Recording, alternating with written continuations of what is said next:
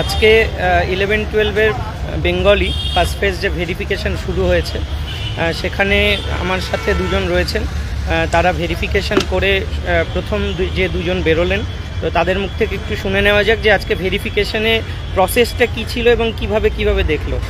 একজন রয়েছেন যিনি ইন সার্ভিস টিচার, আমাদেরই যোগ্য ক্যান্ডিডেট, তিনি নিজেই উপস্থিত থেকে ভেরিফিকেশান করালেন। আরেকজন আছে ফর ইনস্ট্যান্স, একটা উদাহরণ হিসাবে, যার ওয়াইফ অসুস্থ, তো তিনি তার ওয়াইফের অথরাইজেশন নিয়ে এখানে এসেছেন ভেরিফিকেশান করানোর জন্য।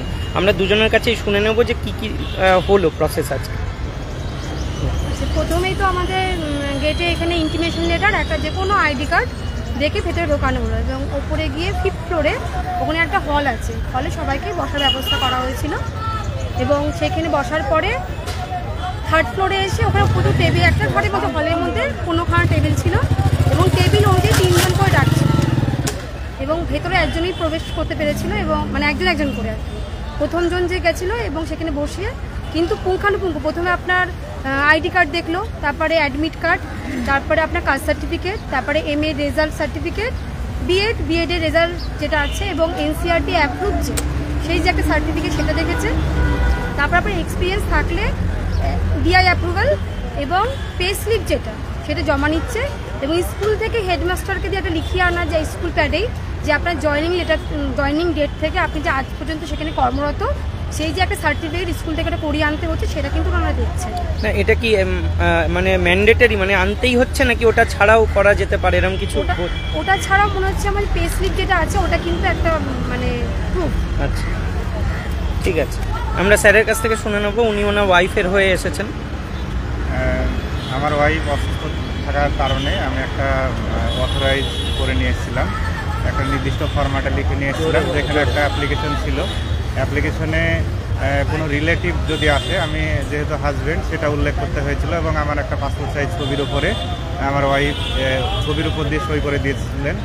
দিয়ে একটা পূর্ণাঙ্গ অথরাইজ যেরকম হয় আমি একটা ফরম্যাটটা চিন্ময়দাকে দিয়েছি, ফরম্যাটটা পেয়ে যাবেন আপনারা, কোনো অসুবিধা নেই। ওখানে যাওয়ার পর আমি প্রত্যেকটা স্টেপেই আমি যখন ঢুকছি ওয়াইফের হয়ে, তখন আমাকে ওই অথরাইজ লেটারটা শো করিয়ে আমাকে প্রত্যেকটা স্টেপ পার হতে হয়েছে এবং টেবিলে যাওয়ার পর প্রথমে আমাকে অথরাইজ লেটার এবং সঙ্গে যে আইডি প্রুফটা, আমার আইডি প্রুফ, সেটা যাচাই করে সেটা আমি কিনা সেটা যাচাই করার পরে ওনার সমস্ত ডকুমেন্টস এখনই ম্যাডাম যেভাবে বললেন সেরকম বাকিটা পুরোটা কমপ্লিট হলো।